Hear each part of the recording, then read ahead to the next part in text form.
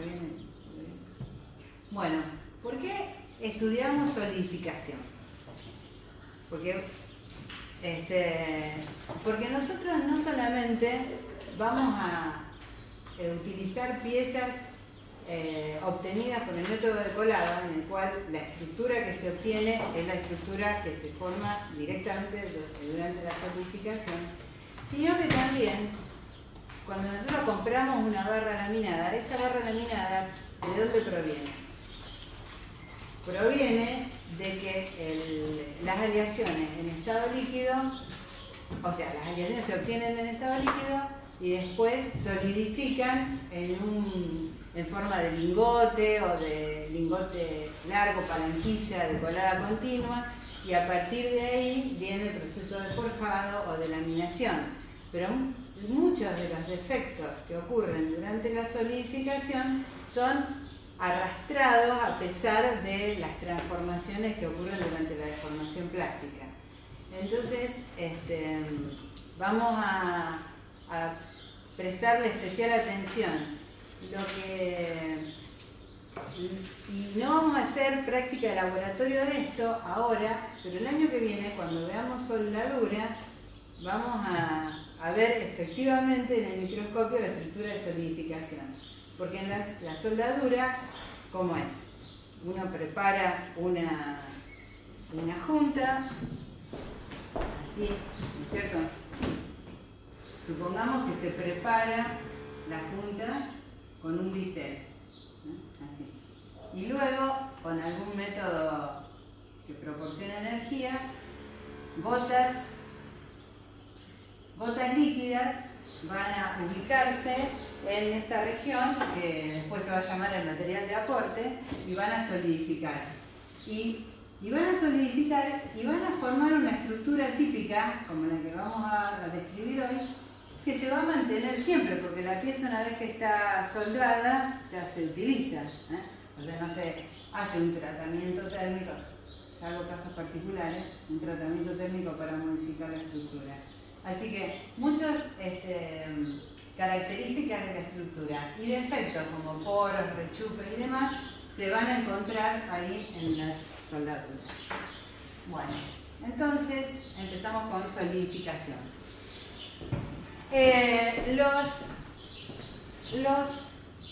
Cuando uno compara el sólido con el líquido, se va a encontrar con que hay propiedades que son completamente diferentes, ¿no es cierto? ¿Cuáles son las propiedades muy diferentes? Los líquidos toman el volumen del recipiente que los contiene. No tienen un volumen definido. No tienen un volumen definido, tienen una gran fluidez. Sí. Ajá. ¿Qué más? El orden de corte al alcance dentro del orden atómico. Tienen, claro, una diferencia en el ordenamiento atómico.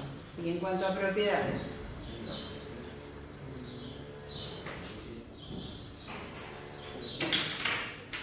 Comparemos propiedades mecánicas. O sea, aplican las propiedades mecánicas de un líquido. ¿Qué? Dureza, por ejemplo. Claro, ¿te das cuenta? No existe, o sea. Sí, las propiedades mecánicas son completamente diferentes. Sin embargo,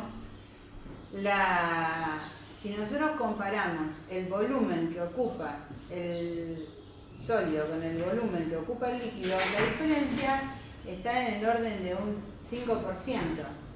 Es decir, que hay la distancia interatómica entre el líquido y el sólido no es diferente, no es diferente, notoriamente diferente.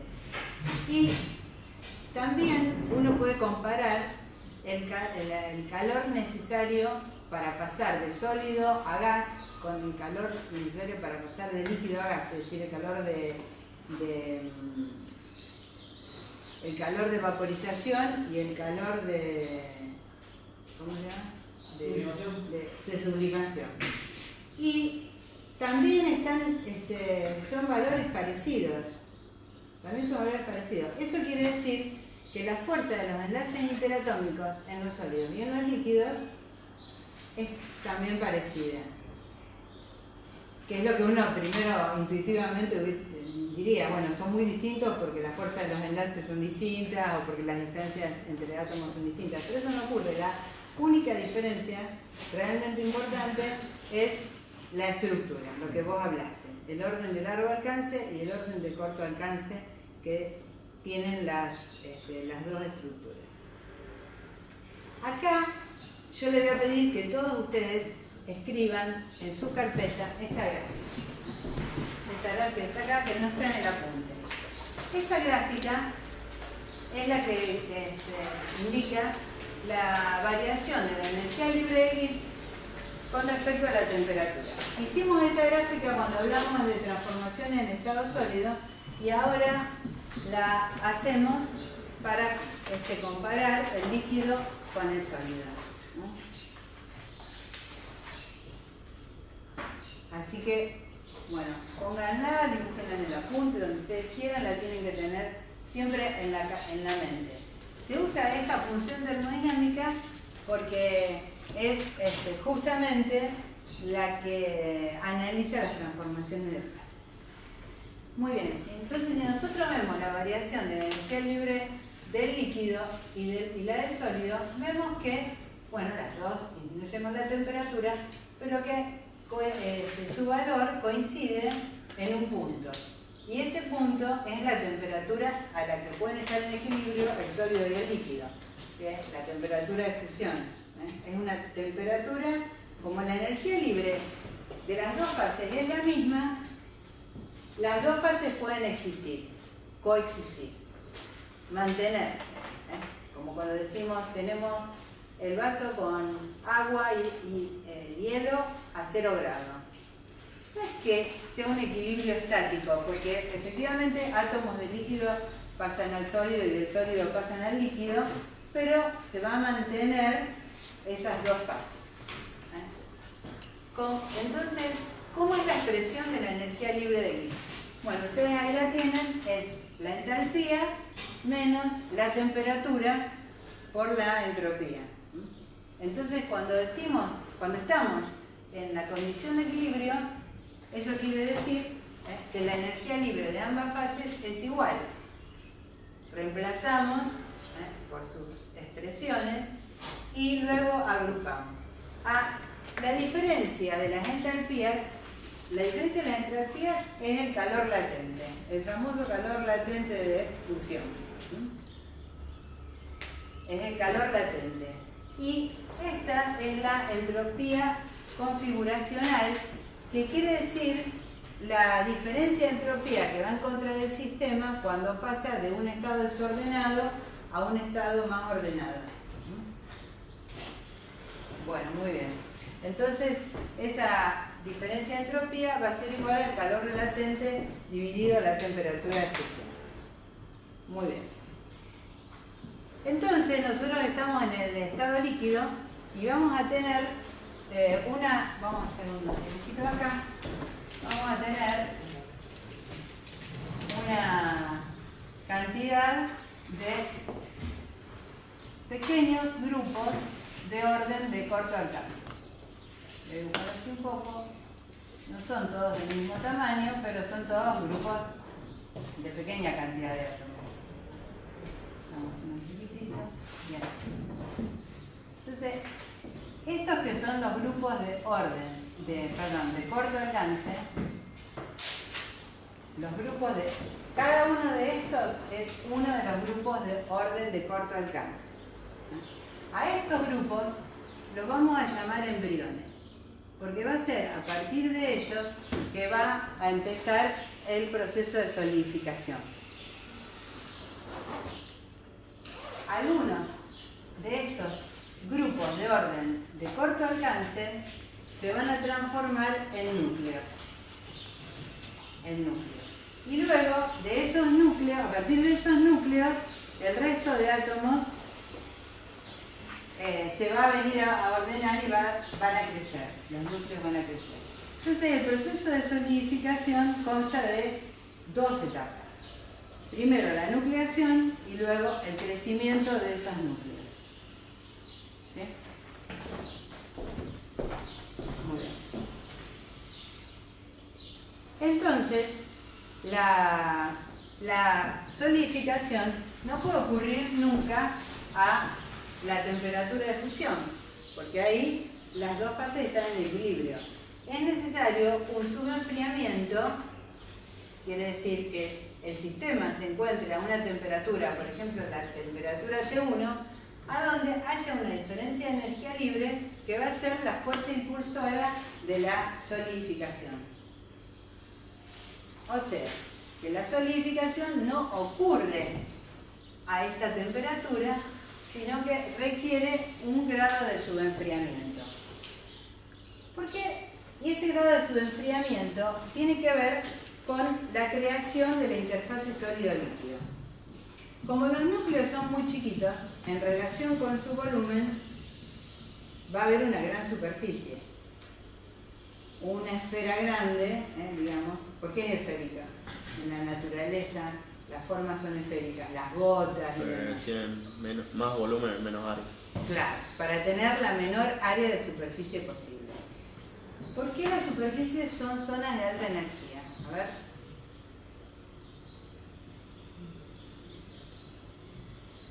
Cualquier superficie es una zona de alta energía. ¿Cuál superficie? A ver qué es eso. Porque interacciona con el medio de ¿Por qué interacciona? A ver, pero pensemos como que no está interactuando, sino, yo pregunto, primero afirma, la superficie es una zona de alta energía. Por eso cualquier forma espontáneamente tiende a ser esférica. Ahora estoy preguntando, ¿y por qué será que es una zona de alta energía? Porque ahí corta la cadena de la estructura, digamos, y a lo mejor no corta de forma perfecta. Corta, O sea, viene toda la estructura dentro. Exactamente. Vos tenés toda la estructura. Cada átomo del interior está rodeado por todos sus vecinos. O sea que está en equilibrio, está en un sistema en equilibrio. Y los átomos que están en la superficie le faltan enlaces, digamos, tienen ahí enlaces pendientes, le faltan vecinos. Por eso es tan reactiva la superficie. ¿Por qué es reactivo en la superficie? Bueno, justamente porque no está en equilibrio, ¿no es cierto?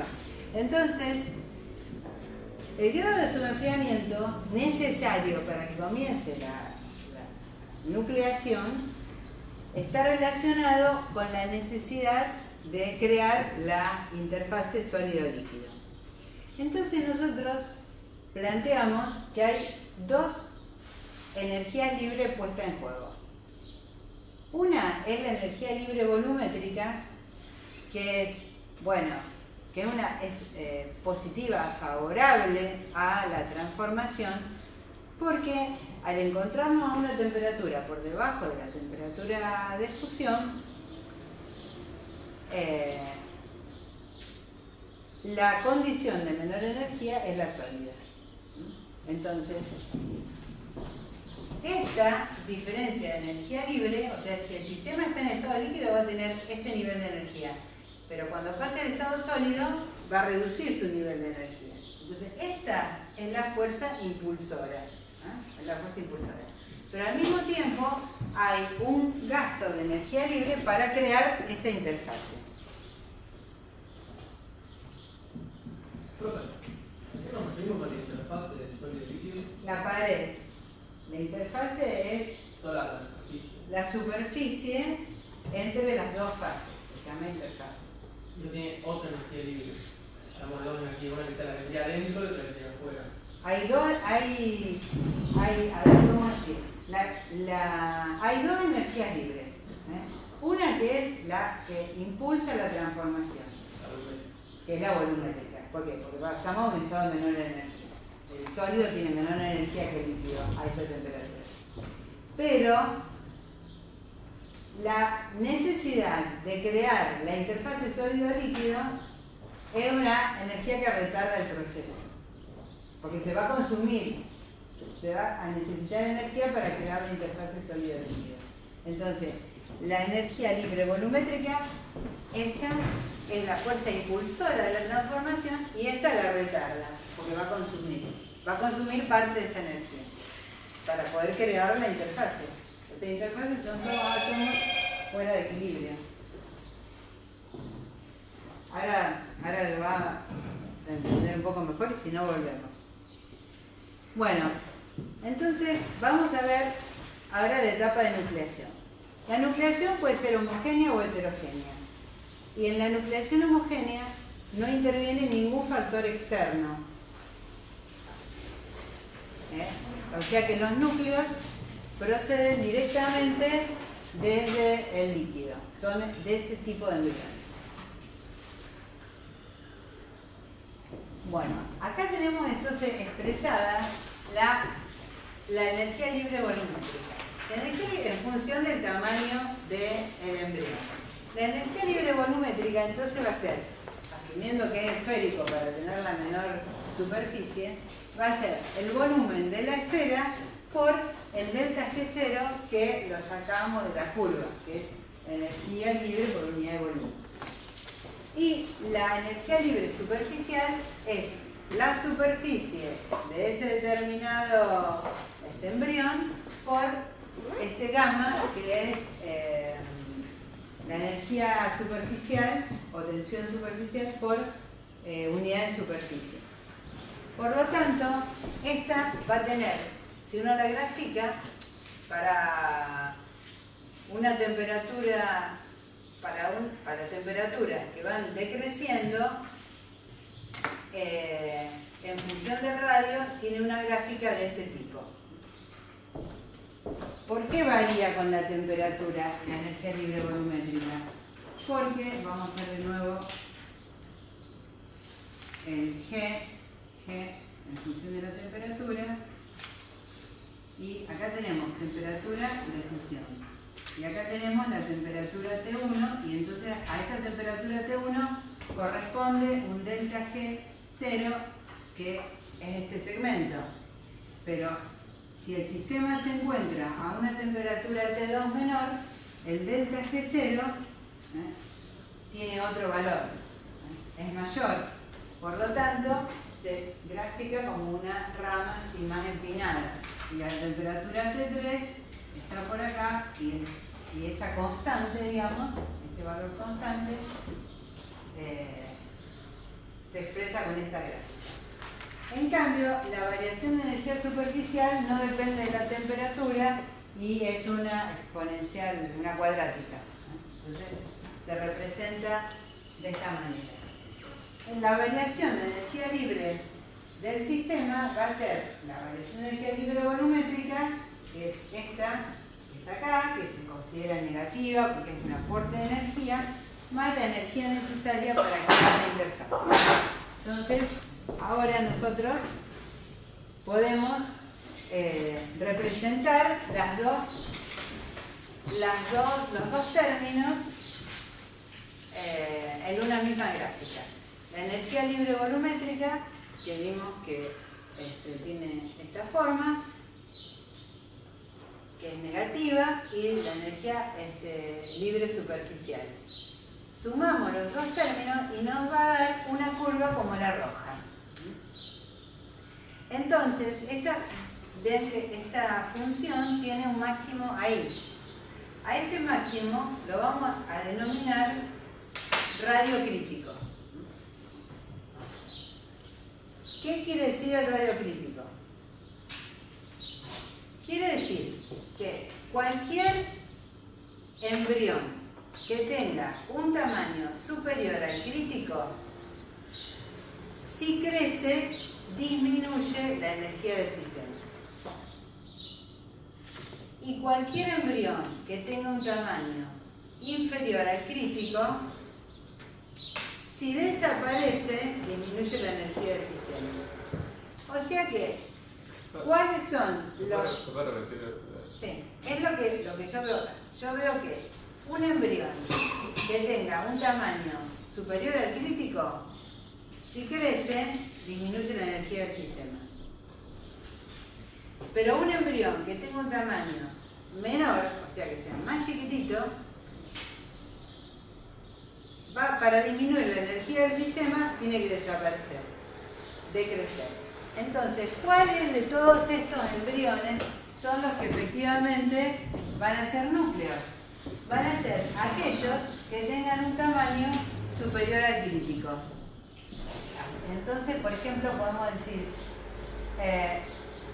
este embrión, y este embrión, y este de acá. Esos, entonces, van a ser los núcleos. Si el grado de subenfriamiento fuera mayor, entonces vieron que la rama esta era más empinada. Por lo tanto, si sumamos esta con la energía libre superficial, nos va a dar una función como esta. Y fíjense que ahora el radio crítico es menor. O sea que cuando el grado de subenfriamiento es mayor, o sea que estamos por acá, el radio crítico resulta menor.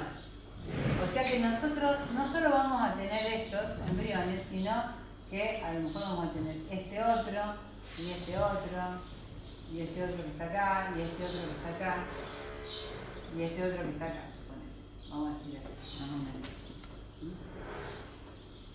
En un caso, en el caso de T1, entonces vamos a tener, supongamos, estos embriones que se transformaron en núcleo. Y para la temperatura T2 vamos a tener muchos más embriones que se transforman en núcleos.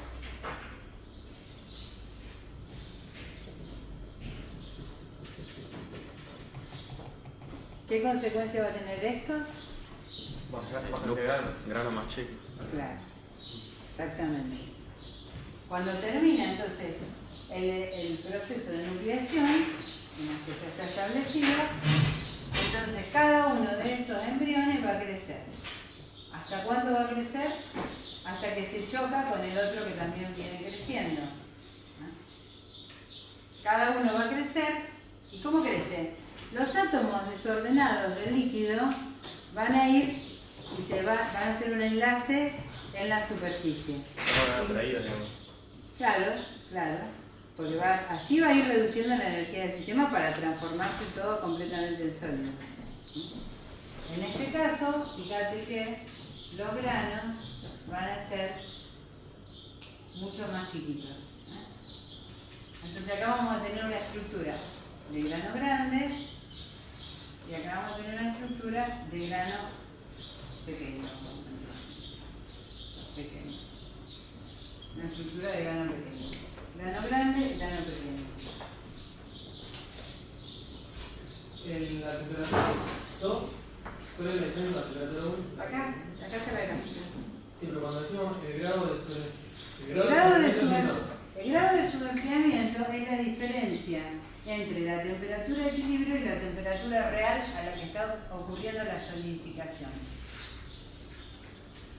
Quiere decir que si yo lo enfrío como con menor temperatura, por así decirlo. Sí, si vos mantenés el estado líquido hasta la temperatura T2, entonces vas a tener este grado de subenfriamiento. ¿Cómo se hace eso? ¿Cuándo ocurre eso en la práctica? Bueno, supongamos que vos vas a solidificar un metal o una aleación en un molde y ese molde puede ser un molde metálico o puede ser un molde de arena. El molde de arena enfría lentamente y el molde metálico enfría rápidamente. Entonces, ¿esto de qué depende? De la velocidad de enfriamiento, de la velocidad de enfriamiento. ¿Cuánto? ¿De qué lado del pizarrón se ve?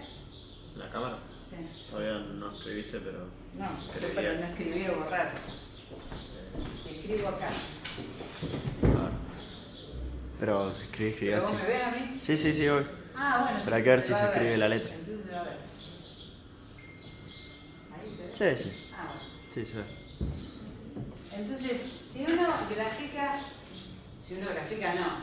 uno pone una termocupla en el líquido y va viendo cómo, o lo mide con una pistola o de cualquier manera, cómo va variando la temperatura en función del tiempo, dice que nosotros siempre hacemos,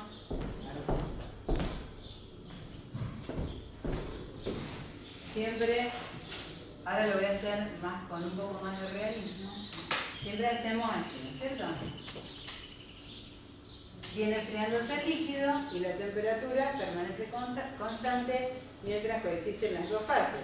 Y luego sigue enfriándose el sólido.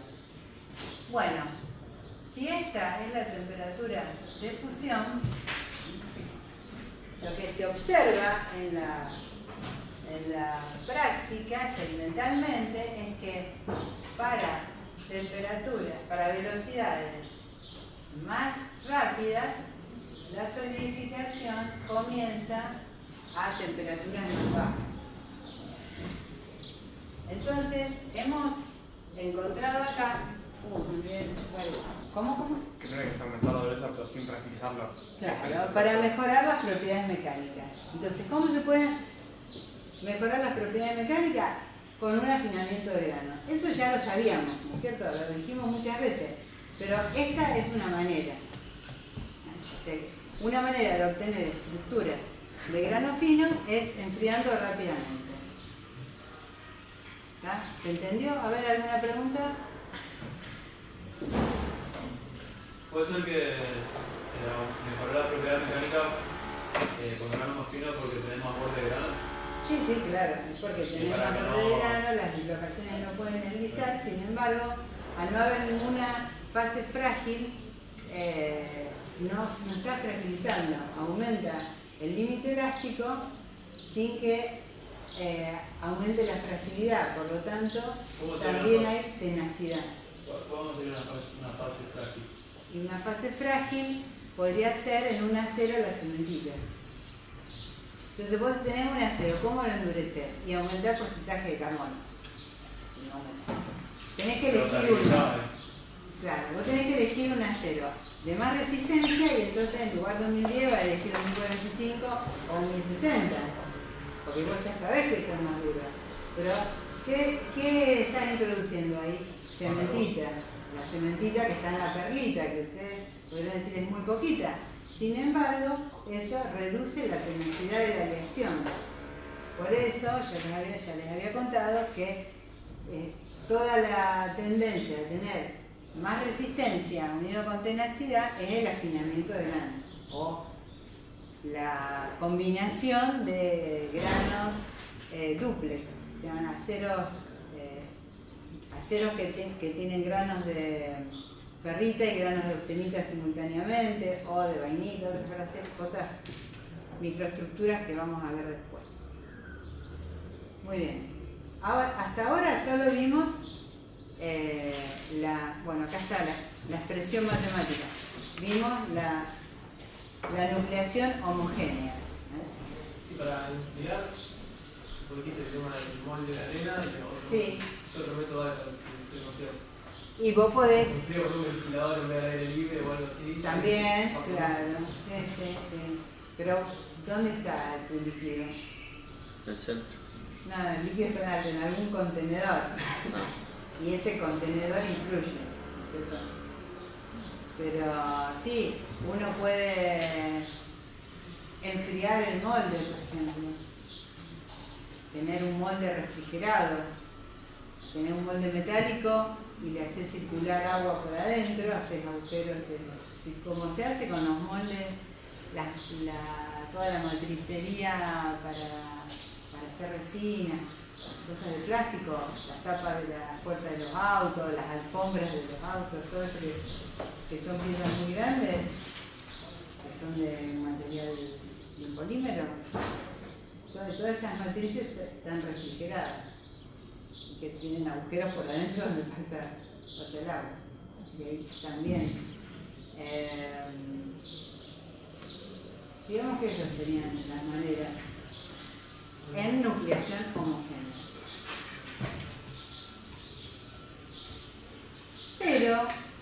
también en la nucleación puede intervenir partículas ajenas al material que está solidificando.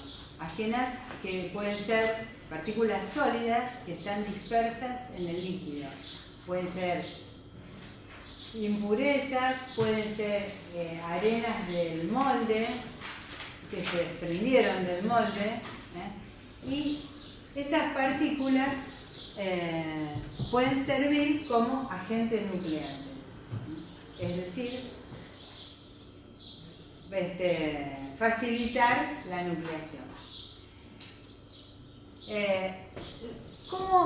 ¿Qué interacción puede tener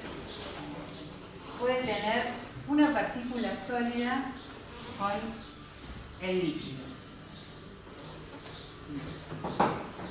Supongamos entonces que tenemos acá inmerso en el líquido, hay una partícula sólida que puede ser cualquier cosa. Puede ser un grano de arena o puede ser algo que se agrega a propósito.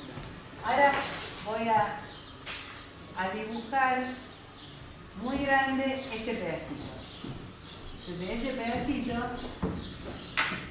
como es muy chiquitito, aunque sea redondito, lo vamos a ver como una línea. O sea que acá está la partícula y acá está el líquido. ¿Está? Bueno. Esto van a tener que dividir un poquito. Hay una partícula en el líquido, ¿no?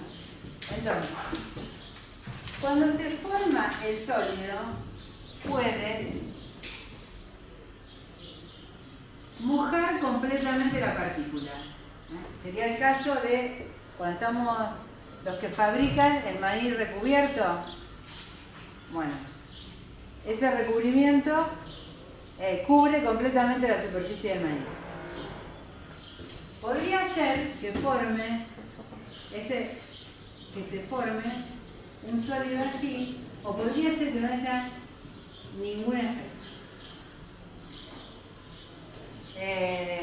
Sería como si comparáramos lo siguiente.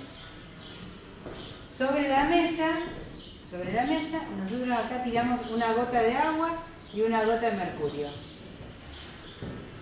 ¿Se van a comportar igual? No. ¿Cómo sabe? Porque se me ha caído mercurio en la mesa.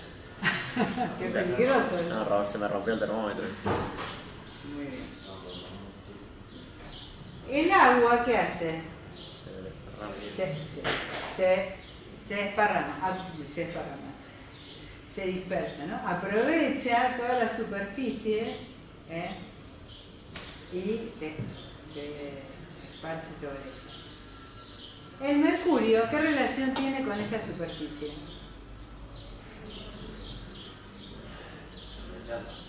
No la deja, lo único que va a hacer es que no la deje caer al piso. Si vos pones una gota de mercurio acá, la mesa solo le va a servir de sostén, digamos, pero no hay ninguna interacción. Bueno, eso mismo puede pasar con una partícula sólida que está dispersa en nuestra aleación líquida. Entonces puede así mojarla completamente, ¿no? O puede mojarla parcialmente. Acá entonces yo voy a trazar el ángulo alfa, ¿no? Es como un ángulo de mojado. Acá tengo un ángulo alfa y acá también. Muy bien. Cuando nosotros tenemos una partícula y un líquido, ya vimos que es lo mismo que con el agua y el mercurio. Es decir, que hay una interacción entre las tensiones superficiales de todas las partes. Hay una tensión superficial entre la partícula y el líquido. Todos estos valores están medidos, ¿no? Hay una tensión superficial entre la partícula y la fase sólida depositada sobre ella. Siempre donde hay una interfase hay una tensión, ¿no es cierto? Lo que decíamos antes debido a los átomos que están fuera de equilibrio. Y también va a haber una tensión acá en la interfase sólido-líquido, que hasta ahora era nuestro problema, ¿no es cierto? Nuestro problema de solidificación homogénea era crear esta superficie sólido-líquido.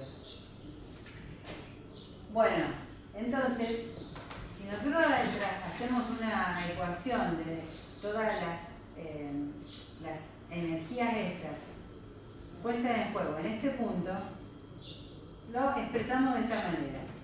La tensión entre la partícula y el líquido, o la energía entre la partícula y el líquido, va a ser igual a la energía entre el sólido y el líquido por el coseno del ángulo más el gamma PS. Si el ángulo alfa es 0, ¿cuánto vale el coseno? 1. Quiere decir que esta energía es suficiente como para crear las dos interfaces. Cuando el ángulo es 90, esta energía solamente va a ser suficiente como para crear la interfase partícula sólido, que es esta. Esta que está acá, partícula sólido. Esta es la sólido líquido. Y en cambio, cuando el ángulo es 180 grados, directamente no hay interacción y por lo tanto es como si fuera nucleación homogénea. O sea, en este caso actúa como la nucleación homogénea. No hay intervención de esta partícula. Les repito que esta partícula, de donde sale, es una porción, ahí chiquitita que yo represento, de un sólido. Pero bueno, también podríamos referirnos a la superficie del molde. La superficie del molde, ¿cómo actúa? Igual. Claro, puede actuar de cualquiera de estas maneras. Nosotros, a ver, pensemos, ¿cuál sería más conveniente de todas estas tres? En relación a la pared del molde. La última, exactamente. Porque en este caso, nosotros no podríamos desprender la pieza que ha solidificado en el molde. Por lo tanto, los moldes se pintan, los moldes metálicos, ¿no? Se pintan con unas pinturas que son apropiadas para que no reaccionen con la aleación. Normalmente son pinturas caras. Se pintan para que no haya adherencia, pero la adherencia proviene de esta cuestión. Entonces vimos que hay nucleación homogénea y nucleación heterogénea. En la nucleación heterogénea, que sería otra manera, porque facilita la nucleación, o sea, obtener muchos núcleos. Entonces es la otra manera de tener una estructura de grano fino. Y ahí es donde se denomina agentes nucleantes y los fundidores utilizan los agentes nucleantes apropiados para cada aleación. Y cuando sin hablar de las paredes, cuando son impurezas, ¿no te convendría que sea al revés? Que las impurezas actúan. Claro, bueno, esos que vos agregás en el líquido como agente nucleante tienden a ser el caso de alfa igual a 0. Eso es lo que vos querés. Porque vos pensás, hay que pensar lo siguiente. Esta es la partícula. Entonces, con muy poca cantidad de líquido acá, apenas un cachito de líquido sobre la superficie, ya se estabilizó esto como núcleo. Entonces actúa como si fuera un radio crítico, un radio muy grande con respecto al radio crítico.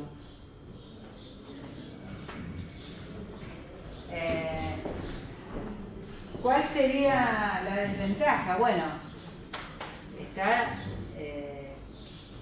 esos elementos están disminuyendo la pureza de la aleación.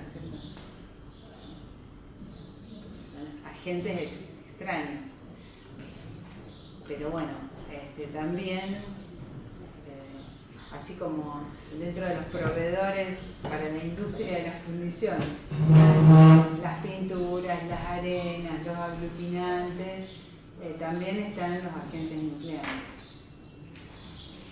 ¿Por qué hace que no sea así? ¿Por qué no que es un grano grande?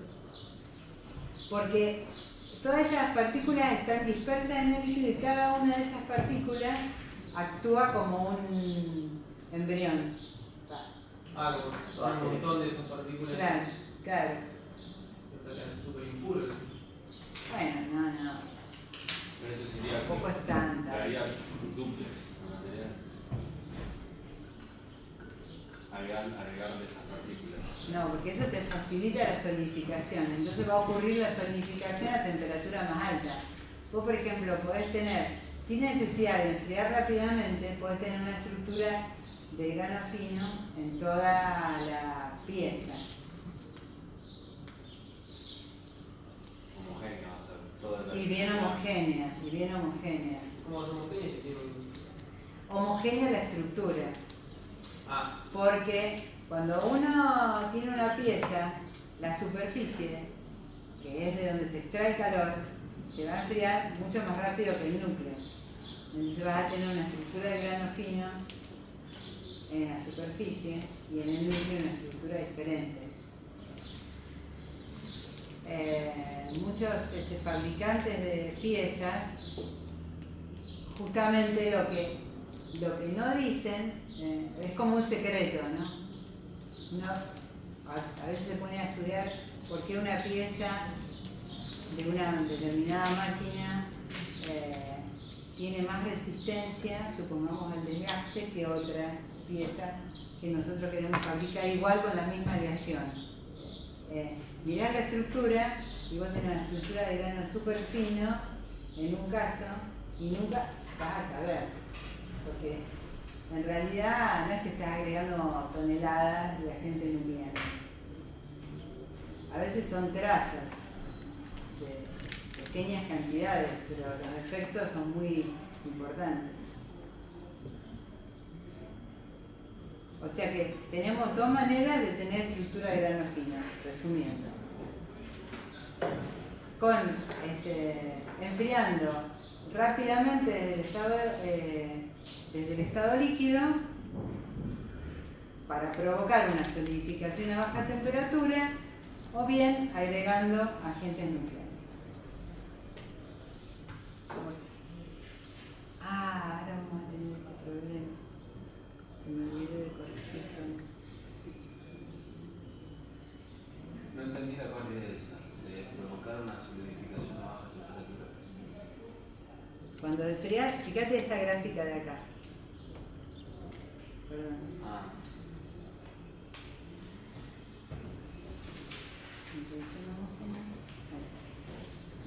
Entonces,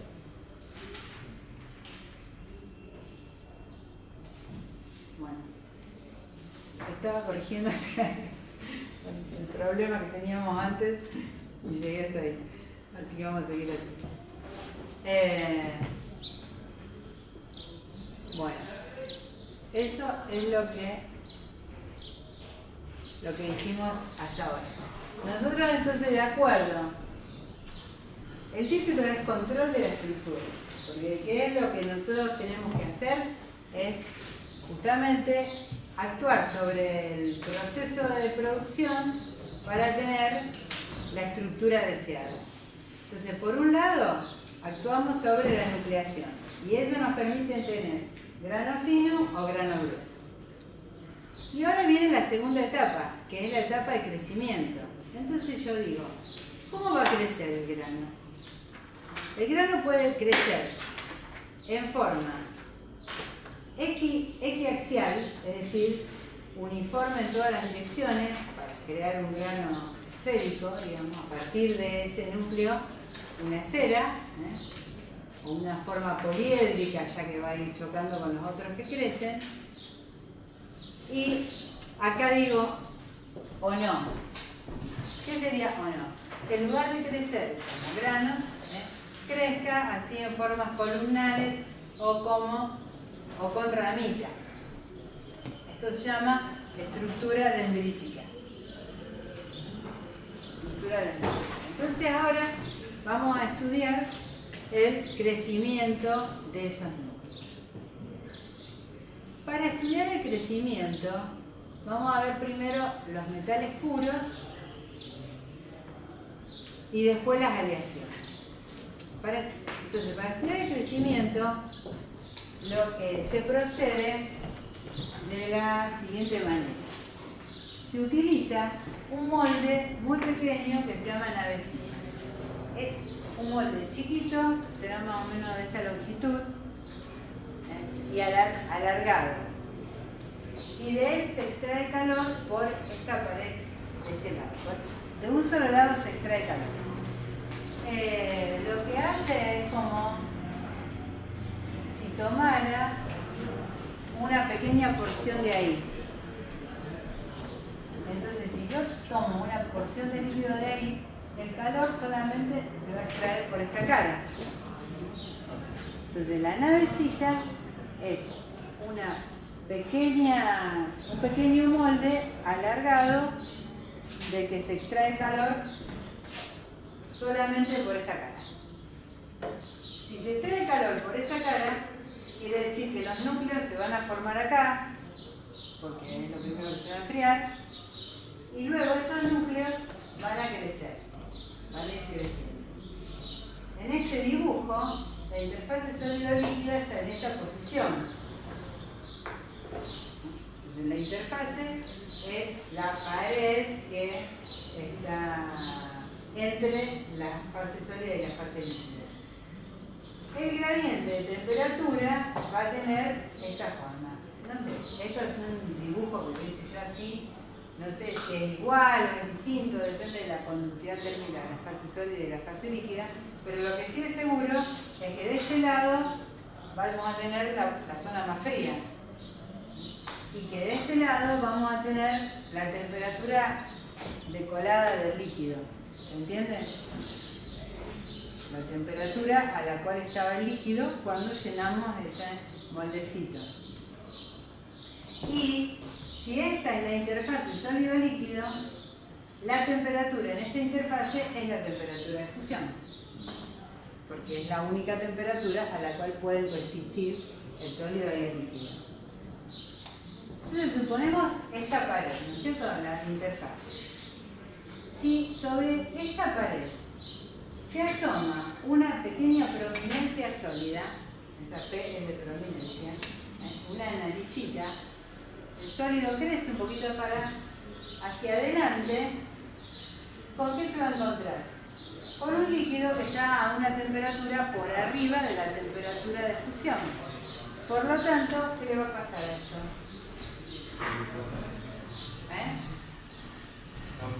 Se va a fundir, exactamente. ¿Qué sería usted? Una prominencia. ¿Sería algo, una impureza? No. Creció un poquito para allá. Ah, sí, puede ser. Como si fuera una estalactita. Una estalactita. Crece a punta de la estalactita, pero ¿qué pasó? Se encuentra con un medio que está muy caliente y por lo tanto se disuelve. ¿Está bien?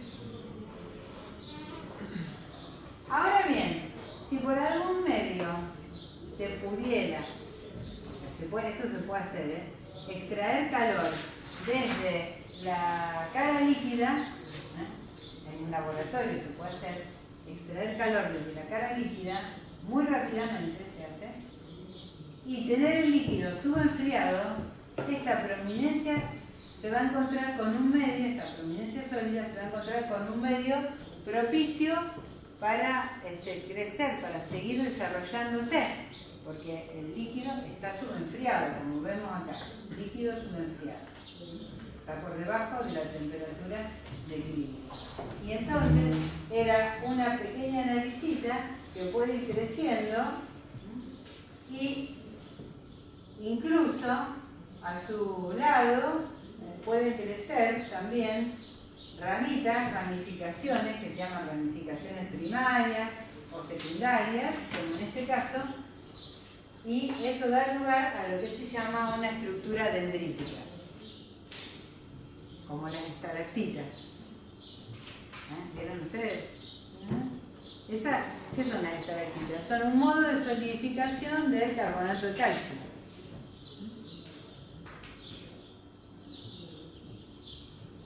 Muy bien. Entonces, la única manera, vamos a volver a este caso, la única manera de que, si no se extrae calor desde ahí, avance la interfase, es cuando uno sigue extrayendo calor y entonces la temperatura de acá disminuye. Si se sigue extrayendo calor, la temperatura va a disminuir y por lo tanto todos esos núcleos que se habían formado van a seguir creciendo y vamos a tener un avance de interfase plana que va a dar, si uno la mira de costado, van a ser todos esos granitos.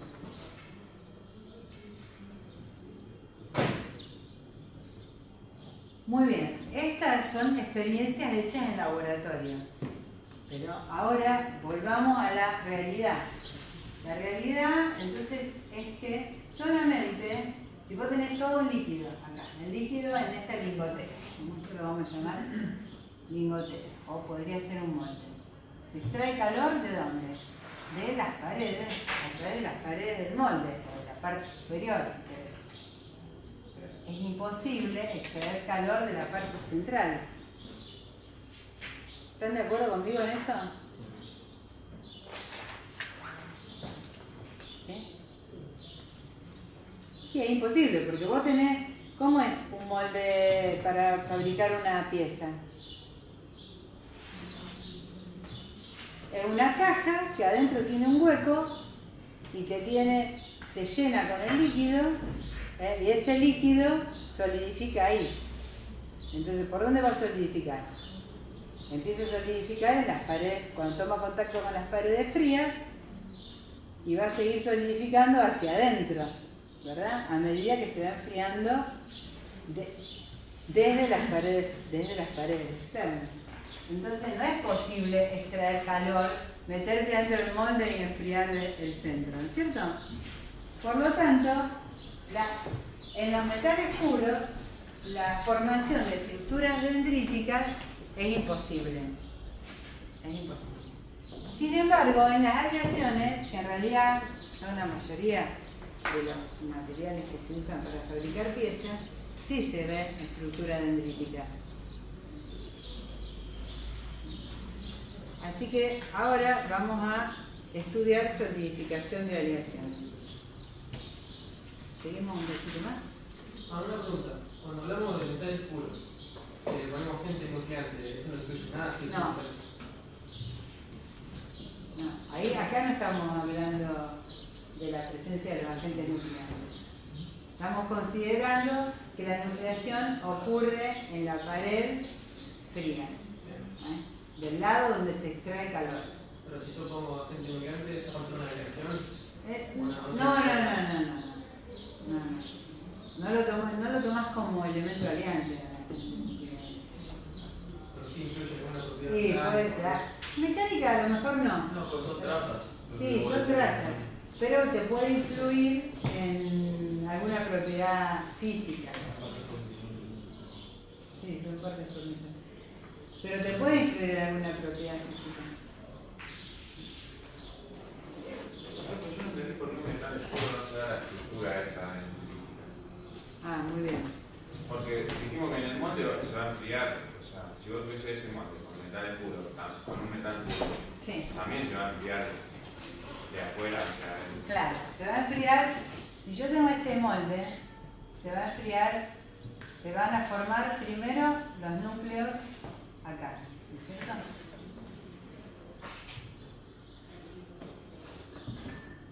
Y ahora entonces todos los átomos del líquido que están acá adentro van a ir a hacer crecer esos núcleos. ¿Y cómo van a crecer? Van a crecer así.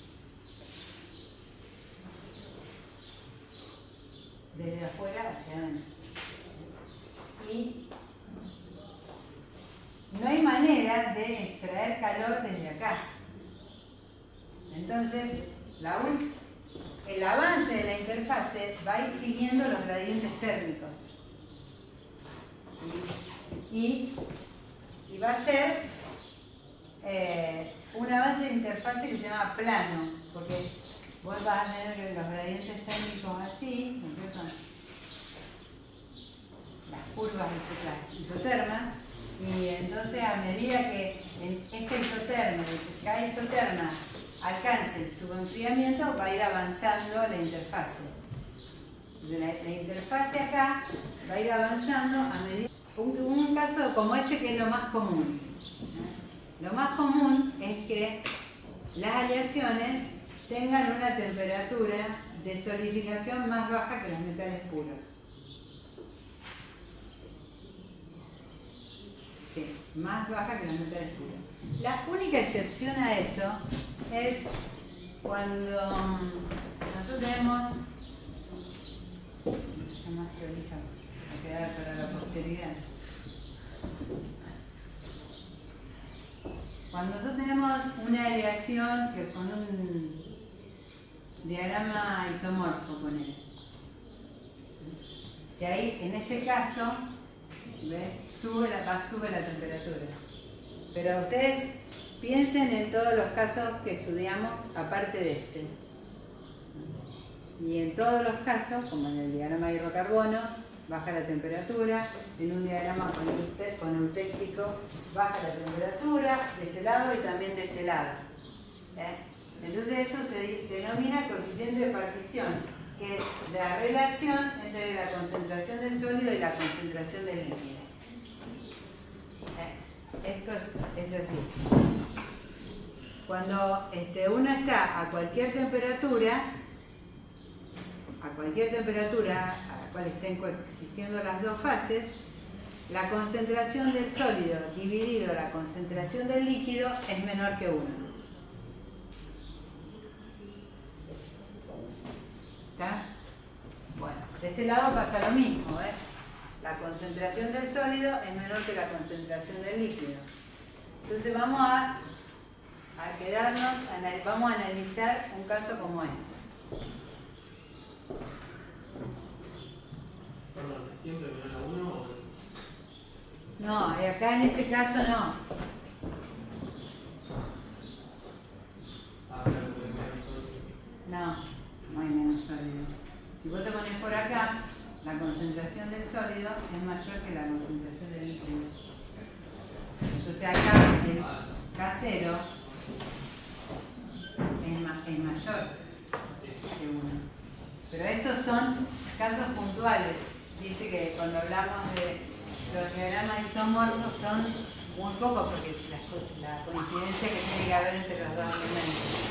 En la mayoría de las aleaciones el coeficiente de partición es menor que 1, por eso vamos a analizar este caso. Pero si vos querés analizar otro caso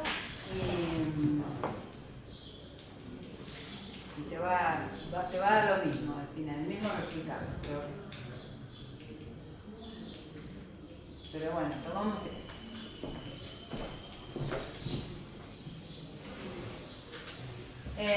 Esto significa que supongamos que tenemos un embrión ahí, un embrión acá en el centro de este grano, y cuando comienza a solidificar, además, lo va a hacer con una concentración de soluto como esta que está acá. Cuando empieza a solidificar, el sólido tiene esta concentración de soluto. Y a medida que va creciendo, suponete que estamos por ahí en el medio, la cantidad de soluto en el sólido crece. Nosotros, ¿qué dijimos cuando estudiamos los diagramas de equilibrio? Que el enfriamiento era suficientemente lento como para que actúe la difusión y estemos siempre en las condiciones de equilibrio. Bueno, ahora ya no estamos en la condición de equilibrio, porque la solidificación nunca ocurre de una manera infinitamente lenta, ¿no? Y por lo tanto, puede darse que la difusión no alcance a homogeneizar, y entonces eso se llama estructura corazonada. Es una variación en el porcentaje de soluto desde el centro hacia el borde de cada grano en particular.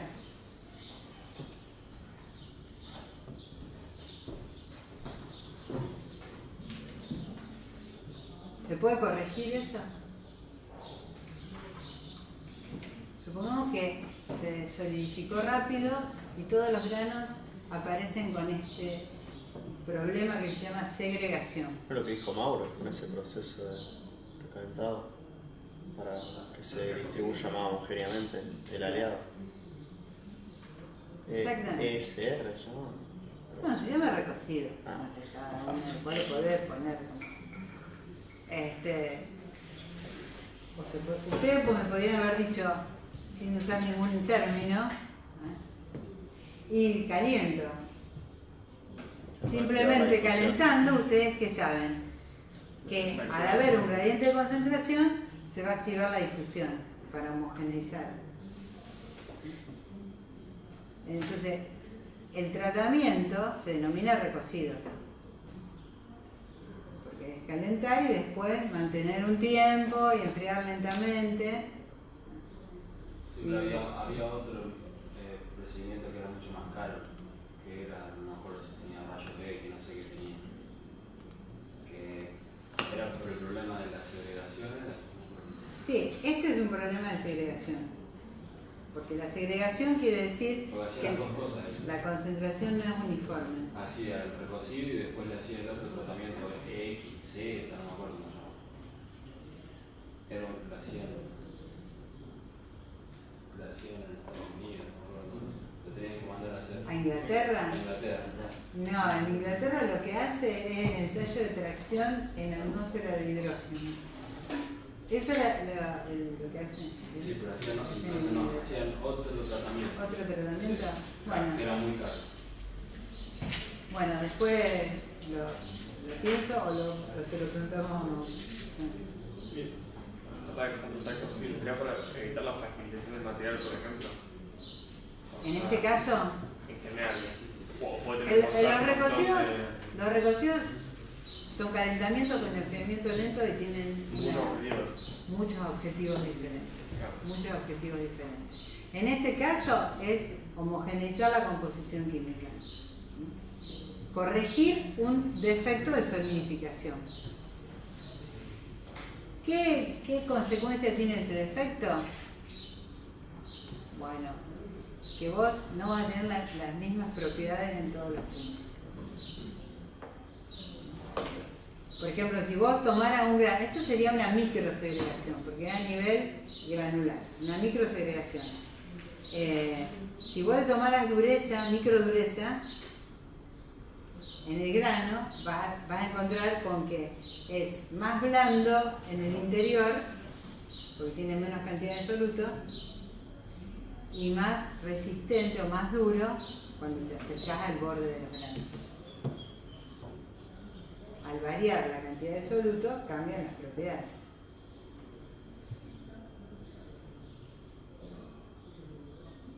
Bueno, entonces, ¿cuáles son las simplificaciones que vamos a hacer?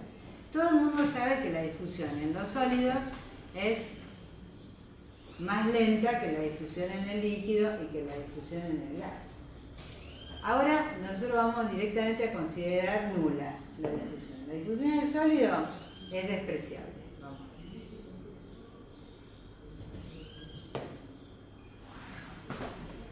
Por otro lado, ahora voy a hacer el caso no real. Nosotros vamos a analizar esta porción del diagrama de equilibrio. temperatura y acá tenemos el porcentaje de soluto. A medida que va bajando la temperatura, la concentración de soluto en el líquido va variando. Va variando. ¿Cómo es que varía la concentración de soluto en el líquido? Bueno, nosotros decimos que solo por difusión. Usted me va a decir, ¿y qué otra manera puede ser? Bueno, vieron que los líquidos se mueven. Los propios movimientos convectivos que hay en el líquido también ayudan en el mezclado. Pero ahora eso no lo vamos a considerar, solo para simplificar. Entonces, la homogeneización del soluto en el líquido va a ser por difusión. La velocidad de avance de la interfase es lenta, de manera que siempre se mantengan las condiciones de equilibrio en la interfase. Las condiciones de equilibrio en la interfase quiere decir, cuando me encuentro a esta temperatura, el sólido va a tener esta concentración y el líquido va a tener esa concentración. Baja la temperatura y siempre vamos a estar en las condiciones.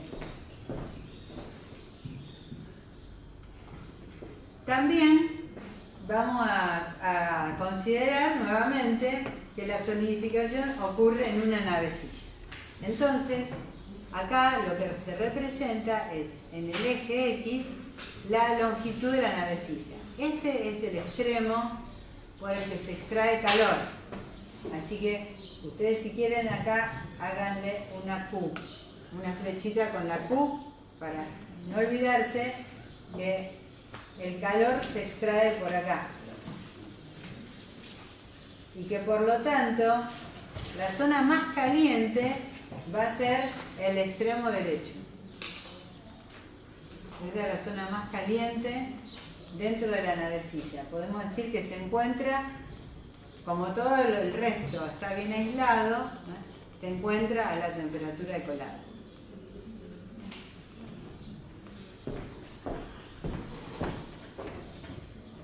Bueno,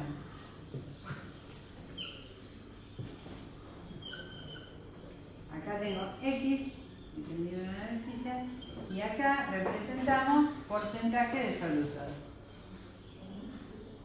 La C es concentración, entonces, concentración o composición química, porcentaje de soluto. Muy bien, voy a empezar antes que este punto.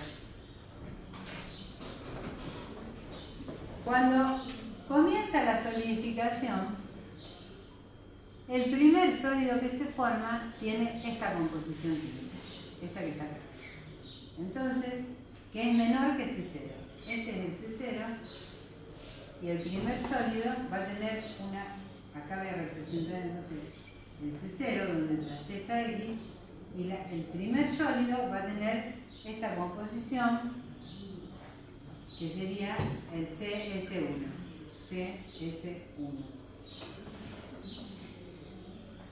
En este instante, cuando comienza a solidificar, es decir, los núcleos, los primeros núcleos, el sólido tiene esta concentración y el líquido tiene la concentración C0.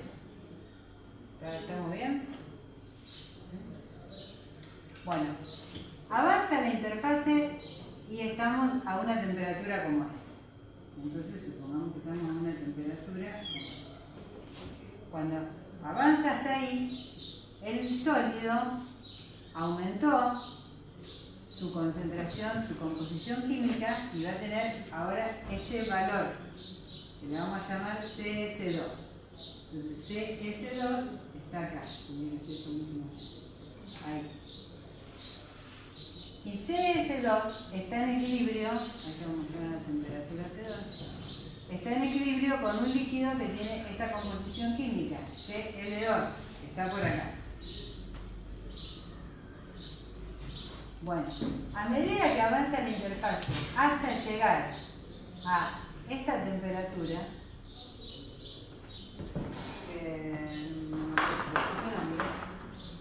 a esta temperatura, entonces lo que se va a ver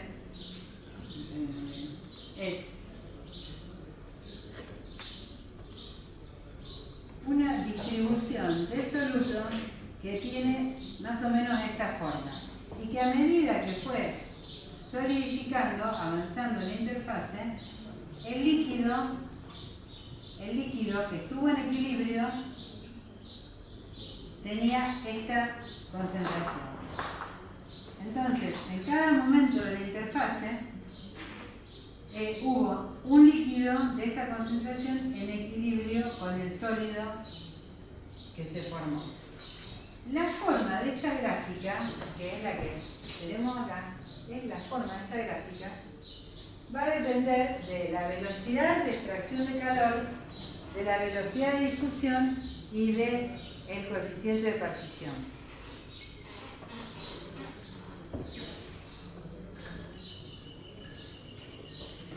Vamos a ver acá.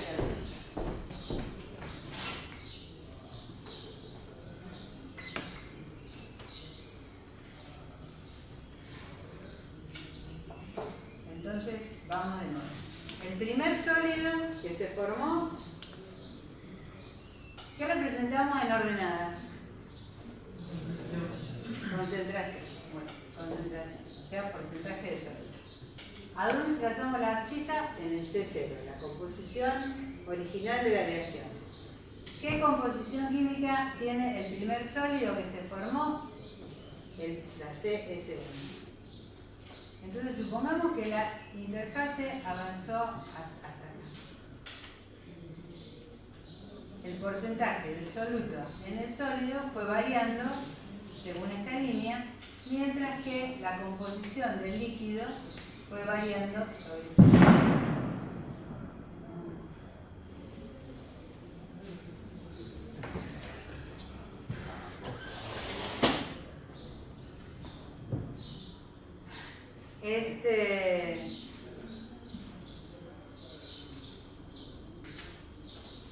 Esto significa que se fue arrastrando soluto, el líquido tenía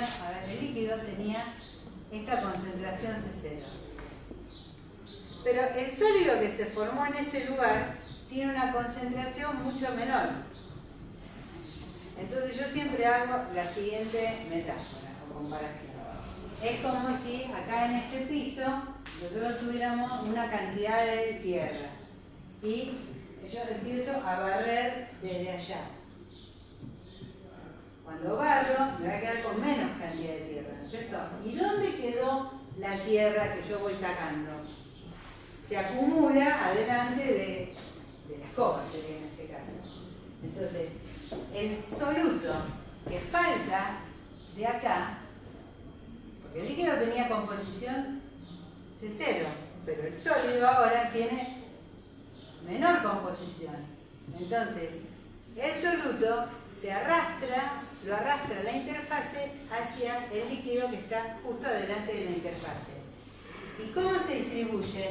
Se distribuye por difusión, por eso tiene esta forma. Esta forma corresponde a la difusión en estado no estacionario. Nosotros ya habíamos trazado estas gráficas cuando vimos difusión, esta forma así. Y esta área es igual que esta.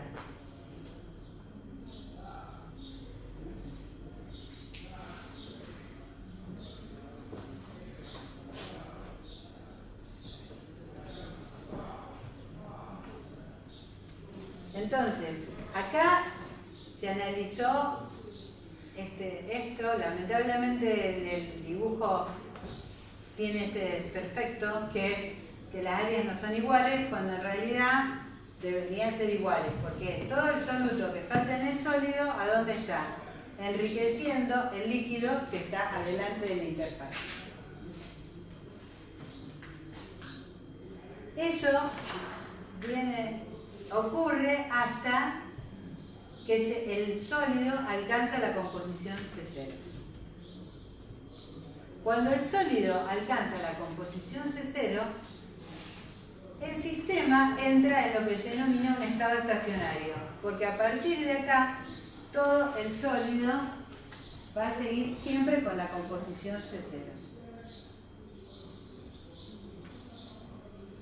¿Por qué ocurre eso? Bueno, ahora lo explicamos. Hay una autorregulación. ¿Cómo sería? De la línea de interfase para un lado hay líquido y para el otro sólido. Sí, por eso se llama interfase. Es la interfase sólido-líquido. Sí, pero en el gráfico me refiero. Sí, acá donde está la flechita Sí. es la interfase. Para allá hay líquido y para allá. Claro, si está en la interfase quiere decir que el sólido avanzó hasta acá. Y de acá hacia la derecha es todo líquido. ¿Ah? Entonces, durante el proceso de solidificación, la interfase va a avanzar hasta que desaparece todo el líquido.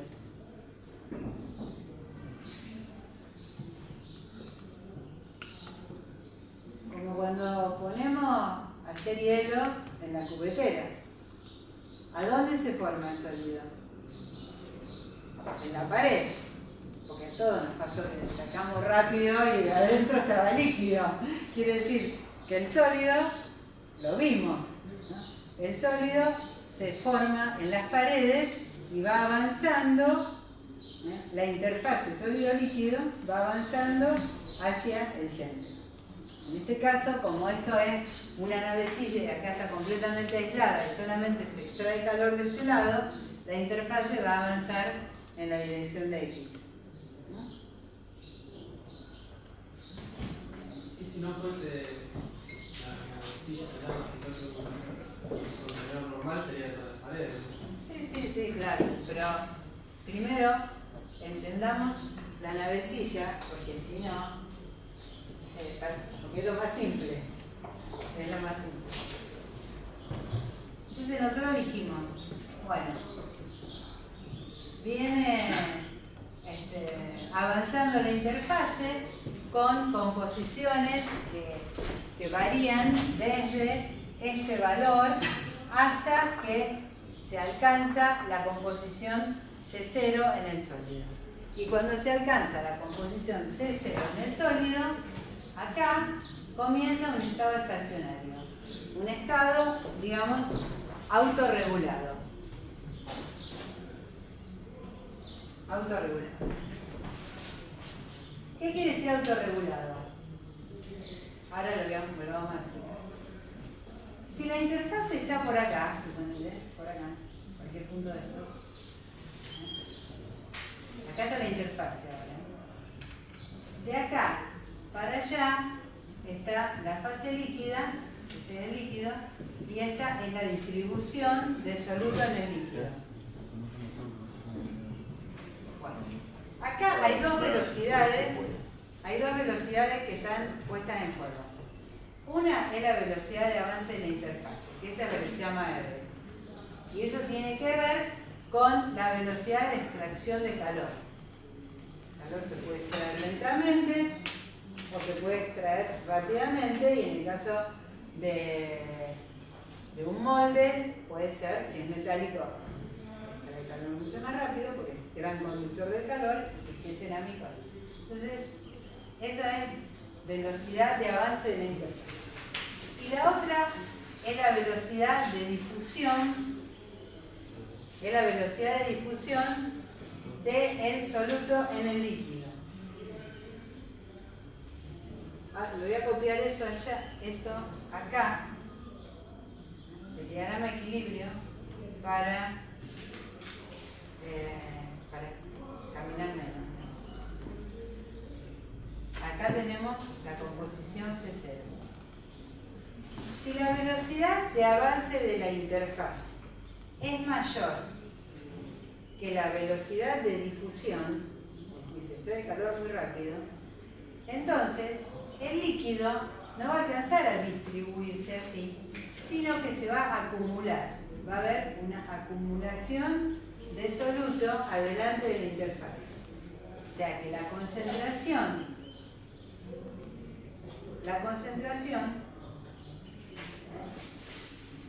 vamos a llamar acá C asterisco, va a ser esta. ¿Está bien? La interfase avanzó rápido y no alcanzó a difundir todo el soluto. No alcanzó a difundir porque Eso es un proceso que lleva tiempo el movimiento atómico. Entonces se acumuló. Cuando se acumula soluto adelante de la interfase, que sería este caso, la temperatura de solidificación correspondiente, la temperatura de equilibrio, es menor que la temperatura real. Si la temperatura de equilibrio es menor que la temperatura real, no va a seguir avanzando la interfase. Va a tener que esperar que baje la temperatura hasta este valor. Entonces, esta acumulación de soluto delante de la interfase frena el avance de la interfase. En el caso de que R sea menor que D, es decir, que la velocidad de avance de la interfase sea mucho más lenta, entonces va a haber más tiempo para que actúe la difusión. Porque la difusión va a tener, ¿cuál es el objetivo de la difusión? Homogeneizar, que el líquido tenga la misma composición en todos los puntos. Entonces, ahora vamos a tener esta situación. Se va a reducir el porcentaje de soluto ahí adelante de la interfase a un valor C doble asterisco, que va a estar, suponete por acá, C doble asterisco. C doble asterisco tiene una temperatura de equilibrio que está por arriba de la temperatura real. ¿Por qué? Sí, ¿por qué va a difundir más si ya había llegado al equilibrio, digamos? No, nunca llegó al equilibrio. La difusión es porque vos tenés una distribución, un gradiente de concentración. Fíjate que acá tenés un gradiente de concentración. Sí. En este delta X vos tenés un gradiente de concentración. Entonces eso va a hacer que la difusión siempre actúe para allá. Va a actuar siempre que haya un gradiente de concentración. Y este valor D depende de qué, de cuál es el soluto y de cuál es el solvente. En cambio R va a depender de cómo se extraiga calor. Si se extrae calor, suponete, vamos a poner otro caso, suponete que esto deja de extraerse calor. Entonces la interfase se para acá. Se para acá. Nosotros tenemos el sólido y el líquido. ¿Qué es lo que va a ocurrir? La difusión va a hacer que todo el líquido restante en la navecilla tenga una composición química uniforme. Esa es la naturaleza. Va a haber un flujo de átomos desde donde hay más a donde hay menos para que haya todo igual. ¿Entendido? Entonces, si empieza a moverse lentamente la interfase, los átomos de soluto tienen mucho más tiempo para distribuirse en el líquido. Entonces va a bajar la composición química ahí adelante de la interfase. Pero ¿qué se va a encontrar? Con que ahora la temperatura de solidificación de equilibrio es más alta que la real. ¿Y eso qué hace? Impulsa la interfase nuevamente. Entonces esto se va a ir autorregulando. Se va a ir autorregulando de manera de que siempre se va a mantener la concentración C0, siempre se va a mantener la concentración C0 en la navecilla. ¿Hasta cuándo? Bueno, a ver, volvemos. Estábamos barriendo y llegamos acá. Cuando llegamos muy cerca del extremo, entonces ya no hay por dónde distribuir ese soluto que se viene arrastrando. Que les recuerdo que el soluto que se viene arrastrando es este, que falta de acá. Este soluto es el que se viene arrastrando. Pero ahí ya se acumuló y va a ser una montañita, ¿no es cierto? Bueno, entonces ahora estamos ya en la situación en la cual se va a acumular el soluto y el líquido se va a hacer más rico. Vamos a estar en una situación como esta.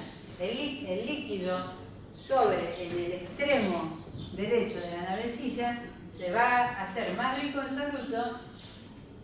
La solidificación se va a poner más lenta porque hay que esperar que baje la temperatura.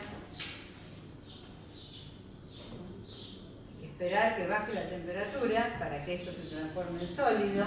Entonces se va a necesitar más tiempo de extracción de calor, ¿no? Se va a hacer más lenta y al mismo tiempo, ahora miren, cuando el líquido más rico en soluto solidifica, lo va a hacer de esta manera. El sólido va a tener una concentración mayor que ese cero.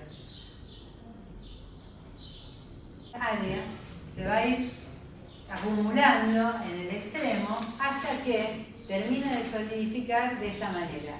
Y todo el soluto que falta en la zona donde comenzó la solidificación fue arrastrado y se acumula en la parte final de la navecilla. Sí, no se entiende en 2 minutos. Hay que leerlo varias veces y mirar, ahora vamos a tener que ver. Entonces, ahora volvamos a el caso real, la lingotera, o cualquier molde de pieza, para vos que preguntabas la forma de la pieza. Pasa lo mismo.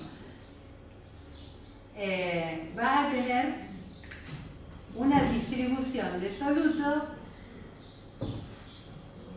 así. Esta distribución de soluto la copié acá, ¿ves? Ahí. Como acá, por acá también se extrae calor, entonces también voy a tener esa grafiquita ahí. Y por acá también se extrae calor, entonces también voy a tener esa grafiquita ahí.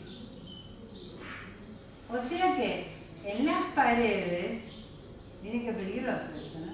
En las paredes de la pieza va a haber menos cantidad de soluto y todo el soluto va a estar concentrado en la parte central de la pieza. Eso se llama macrosegregación. ¿Por qué digo que es peligroso? Porque vos elegiste una composición química.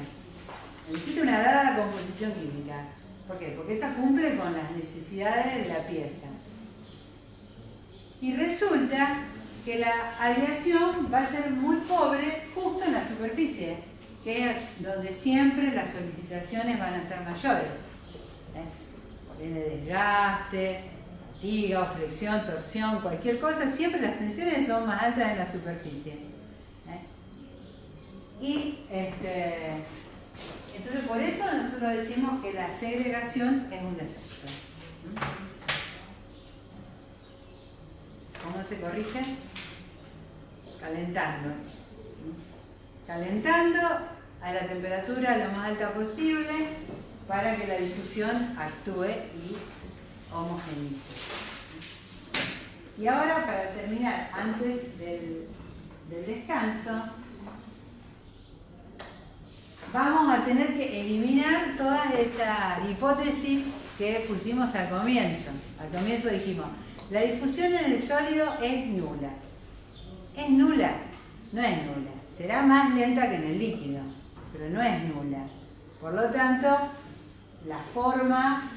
esta forma se va a ir modificando.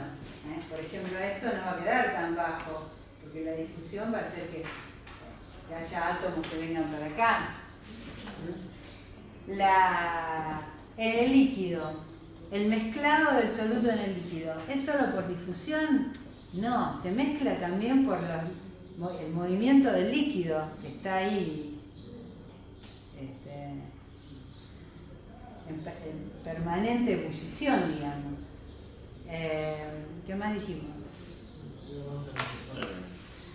La velocidad de avance de la interfaz es lenta.